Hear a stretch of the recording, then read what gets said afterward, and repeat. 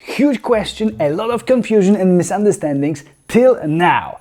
I am Vitold, and let me quote some of you guys. Yes, this is the day. Today I'm ready to buy myself a BMW GS. Many of you get to say that one day, and actually, since you're here, it may be that date for you today. Lucky you, because having to make such a choice is super great. I'm glad that you can get your hands and butts on some of the best motorcycles in the world. If it's a Ducati, Triumph, KTM or BMW, it doesn't really matter. It doesn't really matter that much as long as you feel that you're getting yourself the nicest motorcycle on earth. Now let's focus on BMW, as that's the most popular choice according to BMW's sales reports. Also, the GS is the most popular choice. Now there is a huge question up ahead.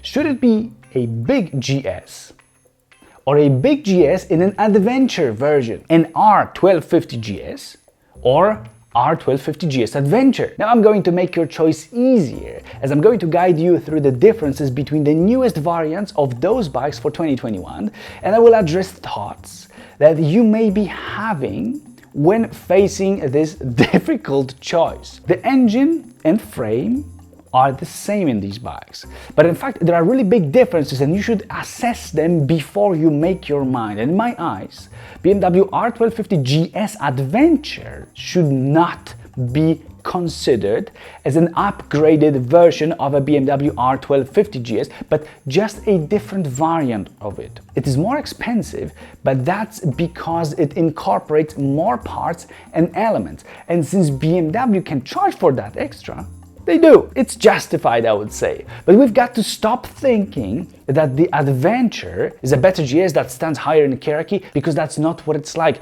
And it may confuse some people to thinking that, wow, I can, so I'll get an Adventure, and then suffering with certain things that I'm going to tell you about. It has different purposes, and so different advantages and weaknesses comparing to R1250 GS, the regular one, not Adventure.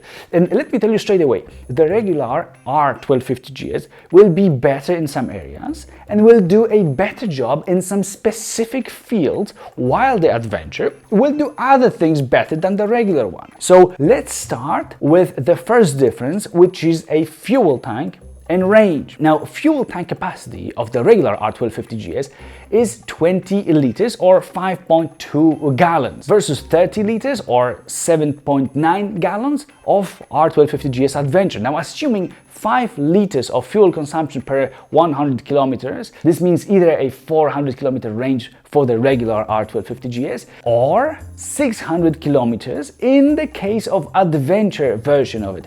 Simple math tells us that a 50% larger tank will let you cover, guess what, 50% longer distances without refueling, and that should be almost totally realistic. BMW claims that fuel consumption is the same for these two, and they say it's on average 49.5 miles per gallon or 4.75 liters per 100 kilometers. I don't really believe this is possible in mixed riding conditions, but outside of the city, I suspect that this is doable. Now, these differences in range may make a difference to you. However, these bikes are rather fuel efficient, and 400 kilometers for the regular GS is a great result anyway already. Now, assuming that you're riding in the city a lot, let's say the consumption is 6.5 liters per 100 kilometers for a GS and 7 liters for GS Adventure, since it's bigger and heavier. That would translate into 307 kilometers of range for the regular GS and 428 kilometers for an Adventure. And that may be a big thing for many people. Be aware that it comes at a price of sometimes carrying those 10 liters, so 10 kilograms, in the upper part of the bike in an Adventure, which may a bit affect your control over it at low speeds. This leads us to weight difference between the two bikes in their default setups, and that's important. Default 249 kilograms weight for R1250 GS versus 268 kilograms weight in case of R1250 Adventure, in which that weight is placed somewhat higher, as some parts of it considers additional fuel in the fuel tank at least 90% of fuel tank capacity. This means that the regular GS's weight of fuel includes at least 18 kilograms of fuel wet. Full tank would be 20 kilograms, while for adventure it's at least 27 kilograms of fuel in the tank being calculated into the total wet weight. Full tank would be 30 kilograms otherwise. Great thing the BMW accomplished is that the payload is pretty much the same on these bikes with those specifics, with those weights. So despite having more weight on its shoulders already, GS Adventure can carry just as much weight as a regular lighter GS. Actually even 1 kilogram more. It's exactly 216 kilograms for GS and 217 kilograms for GS Adventure in 2021. Many people wonder what it's like, so now you know. And another thing in terms of weight is that all that weight includes crash bars, metal crash bars on an Adventure, while some of you may want to add crash bars to a regular GS too. And this way, its weight will go up closer to the Adventure because you're adding the same, almost the same part to it. So it's becoming kind of an adventure. Non-adventure becomes an adventure, whatever. You may also feel less fuel into your Adventure if you want it a bit lighter, for example, in the city. However, I don't think I know anybody who would actually do that, as it's just against the purpose of having a larger tank. Also, consider how often you ride with luggage and with a passenger, because adding all that, the differences in weight becomes smaller and smaller. The more you add of the same weight, the ratio is becoming much smaller. And by the way, solid crash bars for a GS are highly recommended. Please remember about that before you take your GS out of the showroom. Third difference is in height. And don't worry, I won't go over the only obvious differences. You will get more than that from me right now. So people wonder if they can ride a GS Adventure if they are short. They like the idea of a bigger fuel tank and not really like the idea of higher motorcycle, which R1250 GS Adventure is. In terms of very precise data, the seat is at a level of 85 or 87 centimeters in a regular GS and at 89 or 91 centimeters on an Adventure. Now, 91 is super high, and in my case of 1 meter 84 centimeters tall, I wouldn't be fully comfortable riding Adventure in the city with the seat raised to that level, to 91 centimeters. I don't have short legs, by the way. At the same time, some of you are really tall, and this is the point where you might want to consider the Adventure version if for whatever reason you want to stretch your legs more when supporting yourself when standing. I'm kind of making fun of this because it's not like your knee angle is really any different on an Adventure. If it's your goal to have a more relaxed knee angle when riding, not just when standing and supporting yourself, it doesn't matter if you're on a regular GS or Adventure, because only raising the seat or getting a taller seat will really move yourselves further from the foot pegs, so it will influence only then your knee angle. There may be a half or 1 centimeter of a difference for whatever reason. Perhaps the whatever seat or foot pegs are actually a little bit different, but it's not actually something that would make you want to go for an Adventure. So don't expect more, as these two bikes are not built on different frames, and so once you sit and start going, you're generally only higher from the ground on a GS Adventure, just from the ground, but not higher from the foot pegs. This is super important, as many people get very confused here.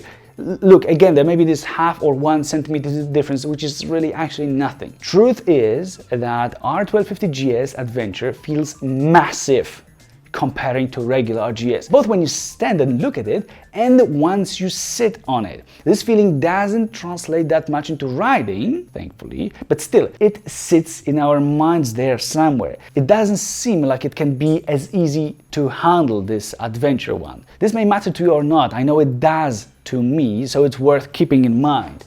And fourth point proves the previous one, and also lets you know something about off-road capabilities. It's about ground clearance that for the regular R1250 GS is 18.5 centimeters, and it's 22 centimeters for the Adventure one. And there's one note here. The new Multistrada V4 just had a huge upgrade in this area. Actually, Multistrada itself had a huge upgrade with the new V4 version, which got improved ground clearance from pathetic 16.8 centimeters in Multistrada 1260 to exactly 22 centimeters in the new Multistrada V4 that was introduced in 2020. So a regular Multistrada V4 has the same ground clearance as the GS in an adventure version. And I do apologize for mentioning Ducati in a BMW video. I know this is not going to end well for myself. Anyway, this means that competition is really close and the war is not done yet. 5. What about performance? We have to forget about Multistrada now, and we have to get back to BMW, which officially claims that the regular GS's top speed is over, that's a quote, over 200 kilometers per hour or over 124 miles per hour. And Adventures is over 193 kilometers per hour and over 120 miles per hour. Perhaps there may indeed be a few kilometers and miles per hour differences between these two because of the size and weight and aerodynamics differences. And I wouldn't expect actually huge gaps here, so don't bother yourselves with this too much, I think. I think that would be the conclusion. In terms of handling, and because of the weight difference and the different suspension setup, the regular GS will feel more sporty than the adventure version. This may be noticeable to you guys. It just feels a bit easier to manage the regular one. Initially, those around 20 kilograms will also slightly influence accelerations, but considering that there is also your weight on the bikes anyways, it's not something that could be a deal breaker at all. You might perhaps notice it, but it will really be marginal. Anyway, it's there and it should be mentioned. On the other hand, and to clarify, there are no engine modifications between the two. In the 6th point, please let me tell you about accessories that are already fitted into the GS Adventure that the regular GS doesn't have as standard. And it's handguards, it's crash bars that protect the engine covers on the sides just as well as the fuel tank. It's a larger foot pegs, without rubber on top in case of adventure. However, you may still get them for a regular GS2. There is a different, wider and taller windshield in an adventure.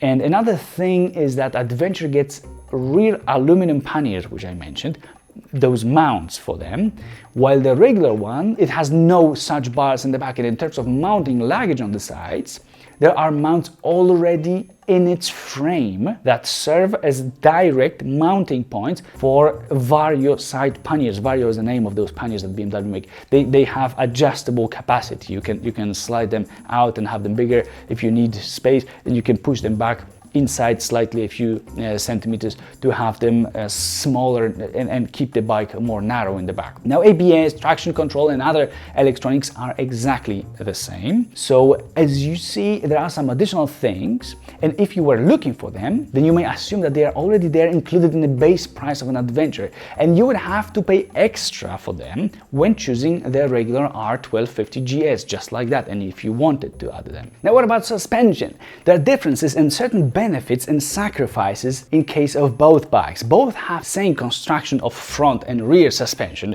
where in the front you've got this BMW telelever suspension that very successfully prevents from diving, while in the rear there is paralever single-sided swing arm with a drive shaft integrated into it. It's inside. Where the real difference comes into play is wheels travel, that in the front of the regular R1250 GS is 19 centimeters, while Adventure has 21 centimeters of front wheel travel, and in the rear the regular GS has 20 centimeters and the Adventure has 22 centimeters of wheel travel. And first of all, this means that your off-road ride will be a bit smoother on the Adventure, as it will need more rough terrain to be affected in the same way as a regular GS. So you will feel a bit less shaky on an Adventure. Secondly, it will be harder to damage the Adventure's bottom, as it sits higher from the ground, so there is this higher ground clearance. And also, some more obstacles will be possible to ride over on an adventure, while you might not be able to conquer them on a regular GS. And note that this point may influence your belief in the bike when being off the road. So it's not only physical difference, but it's also kind of mental, knowing that you've got around 10% more wheels travel. It may be a nice and inspiring thought. And I'm not kidding here.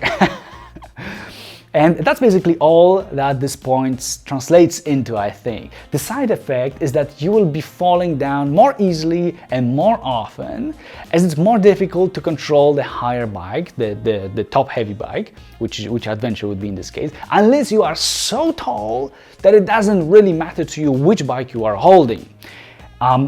It's about center of gravity here, and that handlebars are also higher from the ground, as the whole bike sits higher from the ground as well.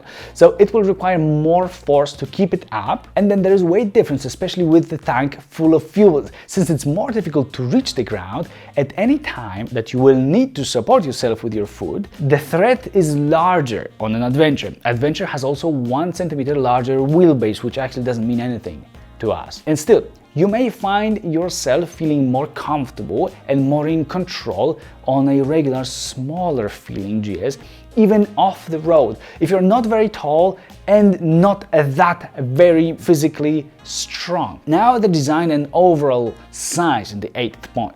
And obviously adventure is visibly and visually larger. It's, for example, wider by default with its 98 centimeters of width versus 95 centimeters of width. And it actually means that handguards, which are already installed on an adventure, reach further to the sides than just a plain handlebar of a GS without an adventure in its name. If you add handguards, the width becomes the same, again, because the regular R1250 doesn't have them by default. So note that handlebars are in fact just as wide on both of these bikes. So don't let the data misguide you, they are the same here. I know it doesn't look like this on BMW's website, but this is where the difference is, and keep that in mind. Now, GS Adventure looks differently from the front. It looks more like a chicken on skinny legs, and all that volume extra around the fuel tank, it also gives you more wind protection, which actually may be a very nice addition if you are somebody who rides a lot in different conditions and not necessarily that much in congested cities. So see, the same thing can mean something good and can mean something bad. So it's not like one bike is better than the other. They are really having different purposes and different advantages and different disadvantages comparing to each other. Now, other than that, they are mostly the same again. Even the proportions stay very, very similar despite a larger tank in adventure, since the bike is higher. So it kind of gets balanced by that. The main thing is that it looks more bulky. And I wouldn't say that it looks more aggressive or muscular, but just bigger and heavier. That's my personal opinion. And this translates into how you picture handling this bike up to some point. And it's again this mental thing that may influence some of you, and others won't give a crap about this. Now let me point your eyes to the wheels and differences there. On the regular GS, there are cast aluminum rims, while there are cross-spoke rims in the Adventure that are actually of the same size as the ones of the regular GS. They are 120 by 70 19-inch tires in the front and 170 by 67-inch tires in the rear. This influences the way they look. Regular cast rims are easier to clean, are generally cheaper in case you need to replace them, while cross-spoke rims are more durable on the other hand. 10th point, and price-wise, there are differences too, and in case of base equipment, BMW asks about 10% more for the Adventure version. And now, knowing all this, the choice is yours. And I hope that having all that information and data in one place makes your choice easier. And if you found the video helpful, then see you in the next one.